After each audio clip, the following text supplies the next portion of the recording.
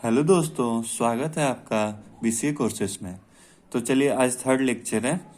तो आज हम पढ़ेंगे वेरिएबल। ठीक है, बहुत ही इंपॉर्टेंट कंसेप्ट है वेरिएबल। ठीक है, तो आज देखते हैं वेरिएबल होता क्या है, कहाँ पे यूज हुआ है, इसके कितने टाइप होते हैं। ठीक है गाइज, वेरिएबल इतना इम्पोर्टेंट कंसेप्ट है ना। अगर ये एक बार क्लियर हो गया ना आपका, तो मतलब हमेशा आपको हर एक प्रोग्राम में यूज होता है वेरिएबल। ठीक है, तो चलिए फटाफट टाइम ना वेस्ट करते हुए देखते हैं वेरिएबल होता क्या है, कैसे काम करता है, क्या रूल्स हैं। ठीक है, तो वेरिएबल क्या है? कोई भी जैसे वेरिएबल समझ में आ रहा है ना आपको कि कुछ एबीसीडी टाइप का कुछ नाम होगा, तो एकदम डिट्टो वही चीज़ है। कोई भी मेमोरी लोकेशन में किसी चीज़ का नाम देते हैं ना, तो उसी को हम बोलते हैं वेरिएबल। जैसे कि प्रोग्राम में हमें कुछ मान लो डेटा स्टोर करना है। जैसे मान लो कुछ हमें स्टोर कराना है कि एक्स की वैल्यू 5 होगी। तो 5 क्या है? इंटीजर टाइप का है, तो मैं लिख दूंगा इंट एक्स इक्वल टू 5। तो ये 5 कहीं ना कहीं आपके डेटा में स्टोर हो रहा होगा। तो उसी को हम उस एक्स को क्या बोल देंगे कि एक वेरिएबल है। तो उसी को यहाँ पे बोला गया है, a variable is a name of memory location. ये क्या काम करता है दोस्तों? It is use to store data. ठीक है, जैसे मान लो यहाँ पे इंटीजर टाइप लिखा है मैंने, इंट ए। तो ए क्या है? यहाँ पे एक वेरिएबल है। फ्लोट बी, बी क्या है? एक वेरिएबल है। कैर सी, सी क्या है दोस्तों? तो ये एक वेरिएबल है। ठीक है, तो एबीसी हमारा क्या हो गया? ये सारा वेरिएबल हो गया। इंट फ्लोट कैर ये सारा क्या हो गया? हमारा डेटा टाइप हो गया। ठीक है, तो चलिए फटाफट रूल देखते हैं इसके क्या कितने रूल हैं। तो पहला रूल कहता है कि अल्फाबेट्स, अल्फाबेट्स होना चाहिए। अल्फाबेट्स में क्या आ जाएगा दोस्तों? Small a to z. ठीक है, ये अल्फाबेट्स होता है, या कैपिटल ए टू जेड। ठीक है, ये हमारे अल्फाबेट्स हो गए। फिर डिजिट्स, डिजिट्स क्या हो जाएंगे हमारे? डिजिट्स 0 to 9, ये हमारे डिजिट्स होना चाहिए, कुछ भी हो सकता है। ये अंडर स्कोर, अंडर स्कोर। ठीक है, अंडर स्कोर ये हम जितना सारा यूज कर सकते हैं। अगर कोई at the rate symbol use कर ले रहा है या डॉलर सिंबल यूज कर ले रहा है और हैश, तो ये सारा चीज उसमें एप्लीकेबल नहीं है। पहला रूल ये है। अगर एग्जाम में एमसीक्यू में आ जाता है कि कौन कौन से वैलिड कीवर्ड्स हैं, उसमें डॉलर सिंबल हैश सिंबल ऐसे दिखता है, तो वो इनवैलिड हो जाएगा। ठीक है, दूसरा रूल क्या कहता है? It can't start with digit. तो नंबर से नहीं स्टार्ट होना चाहिए। जैसे मान लो मैंने एक वेरिएबल का नाम दिया कि वेरिएबल मान लो कुछ टेस्ट है, टेस्ट के पहले लिख दिया मैंने 1 2 3 टेस्ट, तो वो इनवैलिड है, क्योंकि 1 2 3 ये डिजिट जो है पहले नहीं रहना चाहिए। ठीक है, बाद में आ सकता है। ठीक है, तो it can't start with digit, ये सेकेंड रूल कहता है। No white space, third rule कहता है जैसे मान लो कि बीच में आपने कुछ स्पेस दे दिया, जैसे मान लो मैंने ए बी सी लिखा और बीच में छोड़ के यहाँ पे स्पेस दे दिया है, तो ये चीजें नहीं होनी चाहिए। ठीक है, समझ में आ रहा है? स्पेस अगर आता है ऐसे करके, तो वो भी एक इनवैलिड है। ठीक है, फोर्थ रूल क्या कहता है? It will not use any reserve word और कीवर्ड। जैसे रिजर्व वर्ड दोस्तों क्या होता है? जैसे इफ हो गया, एल्स हो गया, प्रिंटफ हो गया, स्कैनफ हो गया, जैसे मेन हो गया। तो ऐसे मान लो मैंने लिख दिया इंट, लिख दिया इफ इक्वल टू 5। तो इफ क्या है? हमारा रिजर्व वर्ड है, उसको कीवर्ड बोलते हैं। ऐसे कुछ करके आता है तो वो भी इनवैलिड है। ऐसा रिजर्व वर्ड जो भी हमारा है सी में, वो आप यूज नहीं कर सकते हैं। ठीक है, तो ये हमारे चारों रूल आप एकदम दिमाग में बैठा लो। पहला इसमें क्या क्या होता है कि अल्फाबेट्स, डिजिट्स और अंडर स्कोर यूज हो जाएगा। दूसरा, it can't start with digit, digit से स्टार्ट नहीं होगा। तीसरा, इसमें वाइट स्पेस नहीं होना चाहिए। ठीक है, मतलब बीच में स्पेसेस नहीं रहना चाहिए। चौथा, it will not use any reserve word, कोई भी रिजर्व वर्ड नहीं यूज होना चाहिए। ठीक है, जैसे इफ एल्स प्रिंटफ स्कैनफ ऐसे कुछ नाम है, उसको आप नहीं यूज कर सकते हो वेरिएबल के नाम में। चलिए देखते हैं कौन कौन से वैलिड और इनवैलिड हैं। तो देखिए, इंट ए ऐसे डिफाइन कर सकते हैं, इंट अंडर स्कोर ए भी, ये भी वैलिड है। इंट ए 30 वैलिड है, क्योंकि 30 हो सकता है। ठीक है, और अंडर स्कोर भी यूज कर सकते हैं पहले या बाद में। ठीक है, अंडर स्कोर सिंबल आप यूज कर सकते हैं, लेकिन डिजिट पहले रहता तो ये इनवैलिड हो जाता। तो यहाँ पे देखो int 2 इनवैलिड है, int a और बीच में स्पेस दे दिया मैंने तो BC लिख दिया तो ये भी इनवैलिड है। int long, लॉन्ग क्या है हमारा रिजर्व वर्ड है तो ये भी नहीं यूज कर सकते, ये भी इनवैलिड है। ठीक है, समझ में आ रहा है ना। चलिए टाइप्स देखते हैं फटाफट, कितने टाइप्स के होते हैं। 5 टाइप का होता है वेरिएबल। पहला होता है हमारा लोकल वेरिएबल, ठीक है।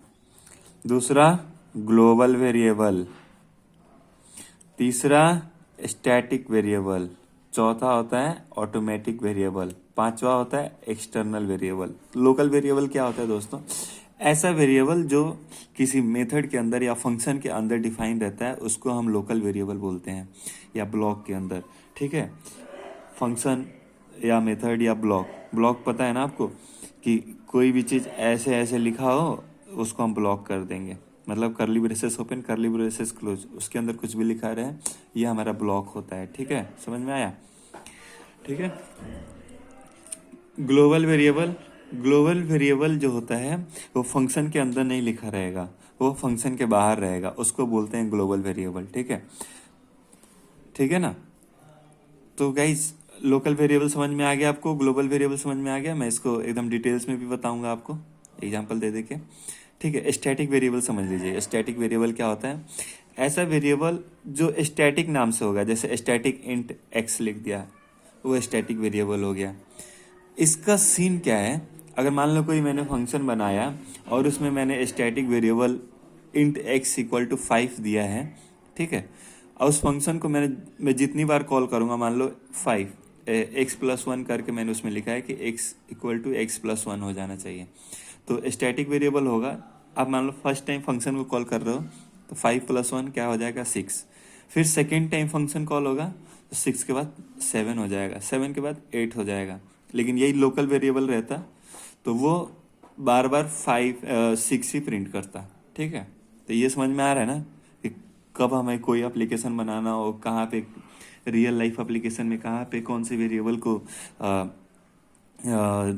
मुझे चाहिए कि ये इंक्रीमेंट वैल्यू में आए, तो कब स्टैटिक यूज करेंगे, कब लोकल यूज करेंगे, ये सब आपको अभी से दिमाग में रख लो। जब आप एप्लीकेशन डेवलप करोगे तो आपके काम आएगा। ठीक है, चौथा देखते हैं automatic variable. Automatic variable same उसको हम बोल देते हैं लोकल वेरिएबल, मतलब लोकल वेरिएबल को भी ऑटोमेटिक वेरिएबल बाय डिफॉल्ट बोलते हैं। जैसे ऑटोमेटिक वेरिएबल पहले समझ लो क्या होता है। ऐसा वेरिएबल जो ब्लॉक के अंदर डिफाइन हो उसको बोलते हैं ऑटोमेटिक वेरिएबल। ठीक है, और उसको ऑटो कीवर्ड से डिनोट करते हैं।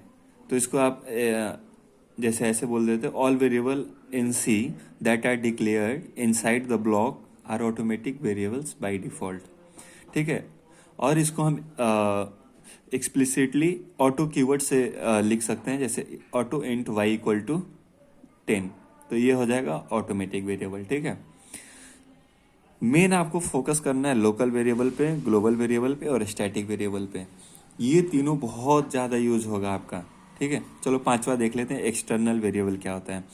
एक्सटर्नल वेरिएबल जो होता है, कोई मान लो वेरिएबल है, पहले तो इसको extern int x equal to कुछ आपको देना है तो एक्सटर्न से हम इसको दे देंगे। एक्सटर्न लिखना होगा तो उसको एक्सटर्नल वेरिएबल बोलेंगे। Extern int x equal to 10, तो ये एक्सटर्नल वेरिएबल है, इसको ग्लोबल वेरिएबल बोलते हैं। लेकिन एक्सटर्न क्यों आया? अगर इस वेरिएबल को मान लो मुझे 4-5 प्रोग्राम में यूज करना है तो हम क्या करेंगे, उसको एक्सटर्न बना देंगे। समझ में आ रहा है ना? ऐसा प्रोग्राम आपका जिसको हमें यूज करना हो 4-5 प्रोग्रामों में, तो उसको हम एक्सटर्न लिख के उस वेरिएबल को डिक्लेयर कर देते हैं। ठीक है, चलिए फटाफट देखते हैं एग्जाम्पल के साथ सारे वेरिएबल्स को। ठीक है, चलिए तो लोकल वेरिएबल समझ लिए क्या होते हैं। Local a variable that is declared inside the function और block is called a local variable. ठीक है, ये समझ में आ रहा है। जैसे एक एग्जांपल है, वाइड फंक्शन 1 दिया है मैंने और उसके अंदर लिख दिया है इंट एक्स इक्वल टू 5, तो ये हमारा लोकल वेरिएबल है। या ऐसे भी रहे इंट एक्स इक्वल टू 10, तो ये ब्लॉक के अंदर है।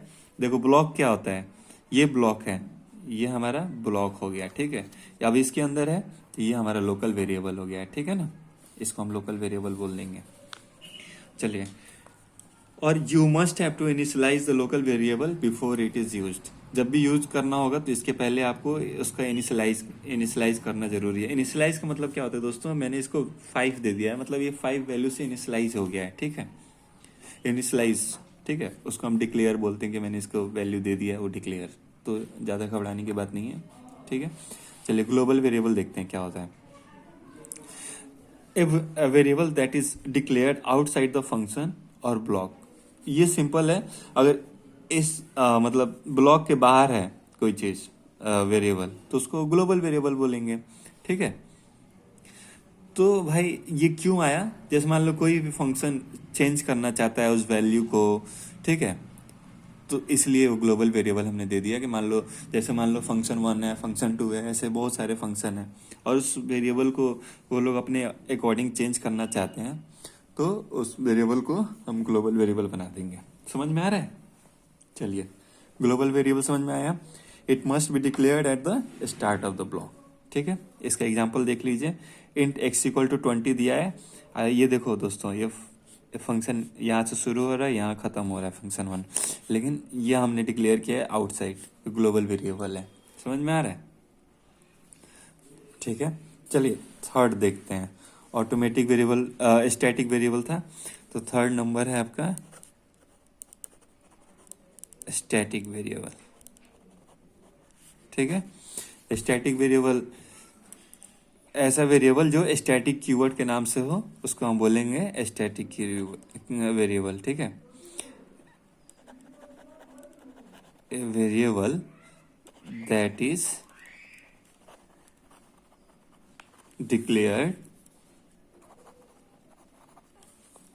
declared with the static keyword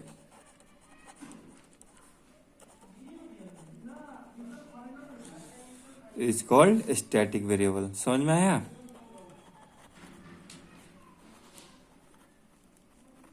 static variable समझ में आ रहा है दोस्तों? तो ये होता है हमारा। और इसका एग्जाम्पल अभी देख लेते हैं। जैसे मान लो कोई फंक्शन 1 दिया है, जैसे मान लो, चलो इसको नेक्स्ट पेज में करते हैं एग्जाम्पल को। मतलब इसका वैल्यू जो होता है वो रिटेन करके रखता है, मतलब वैल्यू अपना बचा के रखता है। जब भी फंक्शन कॉल होगा तो उसी वैल्यू पे अपना ये एग्जीक्यूशन परफॉर्म करेगा। तो ये क्या करता है, ये भी एक पॉइंट लिख लो। It retains its value between multiple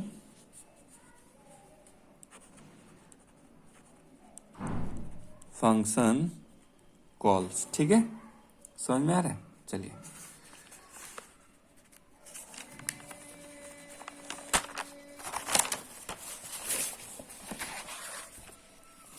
चलिए एग्जाम्पल देखते हैं फटाफट, ध्यान से देखिएगा। चलिए एग्जाम्पल देखते हैं। एक वॉइड कोई फंक्शन 1 है, ठीक है, उसमें मैंने इंट टाइप का इंटीजर लिया है, एक्स उसका नाम दिया है, उसको मैंने मान लो 10 से डिनोट कर दिया है, ठीक है। तो ये हमारा क्या है, लोकल वेरिएबल,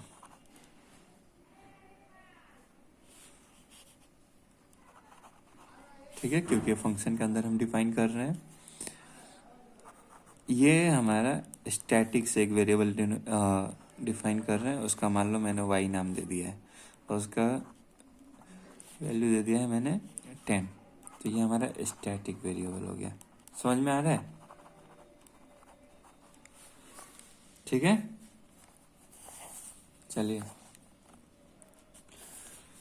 अब मान लो मैंने क्या किया है, x equal to x plus 1, ठीक है, और y equal to y plus 1, एक एक वैल्यू ऐड कर दिया है और हम क्या कर रहे हैं, इसको प्रिंट कर रहे हैं, ठीक है।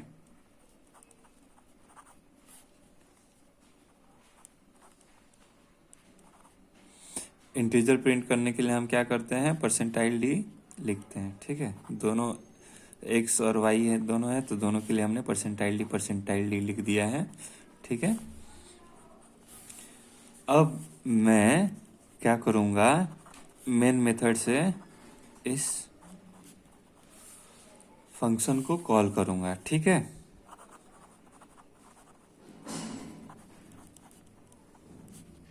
अब यहाँ पे आप बताना आउटपुट क्या आएगा। फिर मैंने फिर से वही फंक्शन 1 को कॉल किया है, फिर आउटपुट बताना अब क्या आएगा।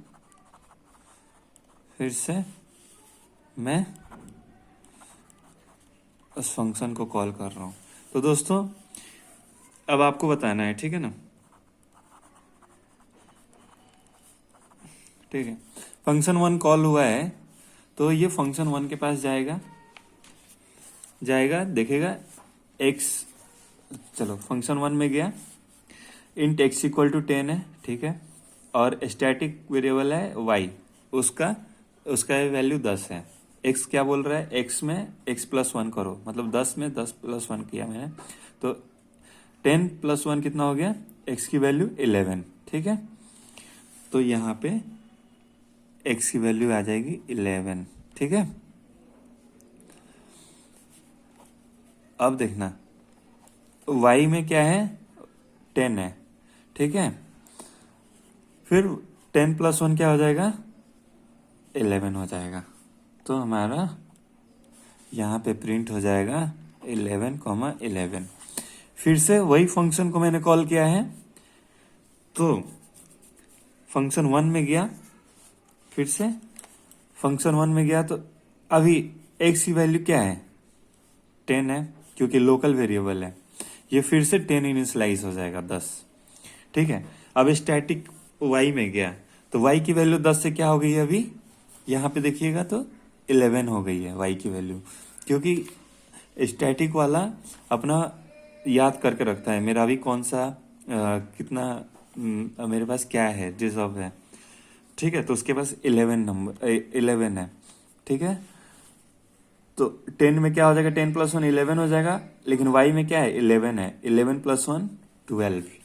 तो वही मैं समझाने का कोशिश कर रहा था कि स्टैटिक हमेशा अपना वैल्यू रिटेन करके रखता है, और जब जितनी बार हम कॉल करते जाएंगे उतनी बार वो वैल्यू चेंज होती रहेगी।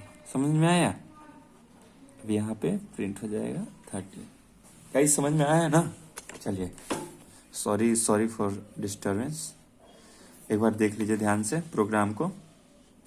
मैंने कुछ नहीं किया, बस एक फंक्शन बनाया है, उसमें एक लोकल वेरिएबल x दिया है, फिर y दिया है स्टैटिक कीवर्ड, और फिर दोनों को इंक्रीमेंट किया 1 1 से, फिर उसको प्रिंट किया है। फिर मेन मेथड से मैंने कॉल किया 3 बार फंक्शन को, तो लोकल वेरिएबल तो एज इट इज रहेगा 1 1 इंक्रीमेंट होके, लेकिन स्टैटिक वाला एक एक इंक्रीमेंट होते जाएगा। ठीक है, लोकल वाला क्या कर रहा है, बार बार वही इनिशियलाइज कर दे रहा है, स्टैटिक वाला चेक कर रहा है कि अभी मेरे पास कौन सा है, मतलब कितना स्टोर करके रखा हूँ, तो उस पर वो इंक्रीमेंट कर दे रहा है। ठीक है, तो चलिए अब देखते हैं ऑटोमेटिक वेरिएबल। ठीक है, तो ऑटोमेटिक वेरिएबल देख लीजिए क्या होता है। चौथा क्या है हमारा,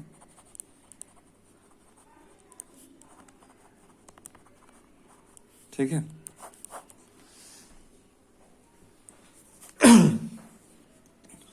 देखो, तो आप इसका डिफिनीशन ऐसे लिख दो, all variables in C that are, ठीक है, declared inside the block, ठीक है, are automatic variables। ठीक है, बाय डिफॉल्ट।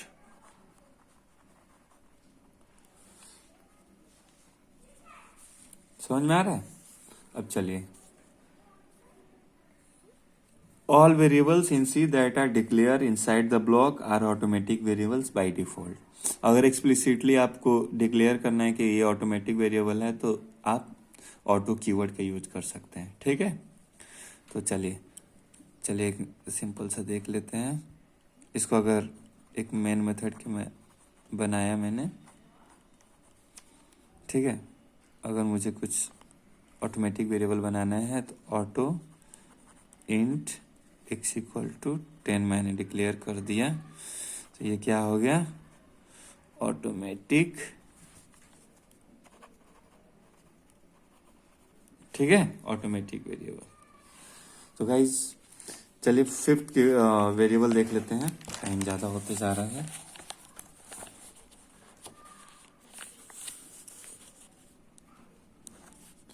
एक्सटर्न वेरिएबल, ठीक है।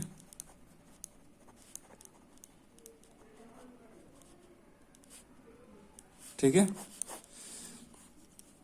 ये गाइज आपको मतलब ध्यान में रखना है, इंटरव्यू में हमेशा पूछ लिया जाता है।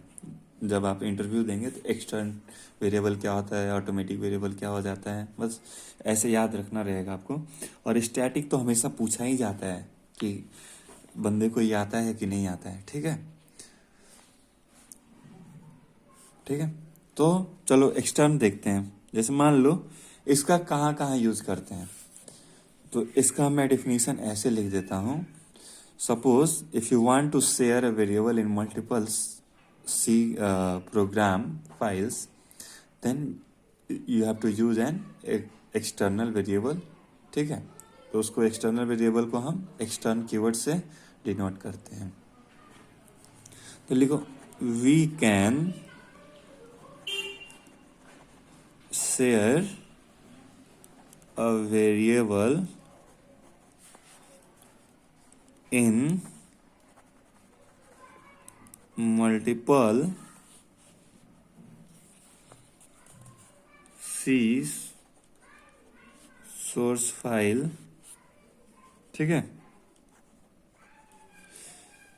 by using an external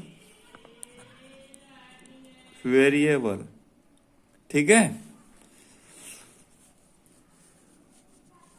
अगर आपको डिक्लेयर करना है तो ये क्या होता है, इसको हम एक्सटर्न लगा के फिर वो करते हैं। मान लो मुझे इंट x इक्वल टू 10 देना है, तो ये इंट x इक्वल टू 10 के पहले हम क्या करेंगे, एक्सटर्न कीवर्ड लगा देंगे, तो ये हमारा एक्सटर्नल वेरिएबल हो जाएगा, ठीक है।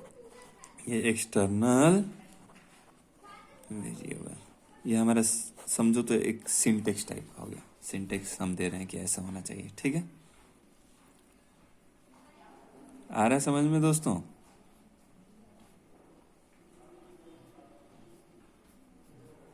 ठीक है, अब आप पूछोगे कि सर अगर मान लो मुझे प्रिंट करना है तो कैसे यूज करेंगे, ठीक है।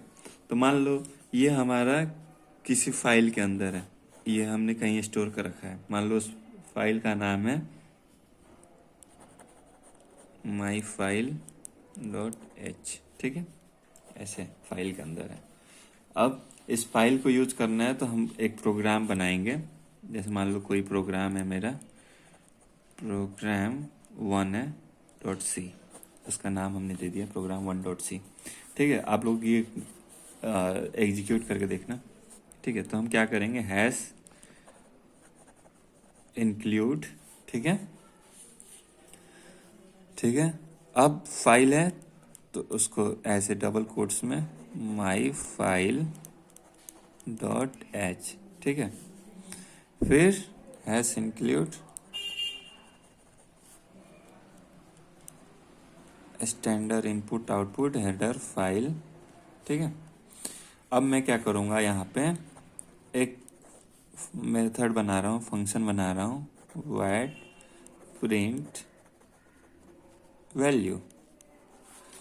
यहाँ पे मैं क्या कर दूंगा, प्रिंट एफ, ठीक है।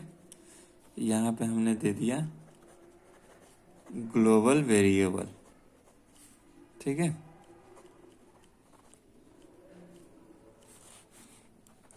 और उसको हम ऐसे यूज कर लेंगे। एक्सटर्न हमारा क्या है, एक ग्लोबल वेरिएबल भी आप बोल सकते हो। समझ में आ रहा है? चलिए फटाफट नोट डाउन कर लीजिए।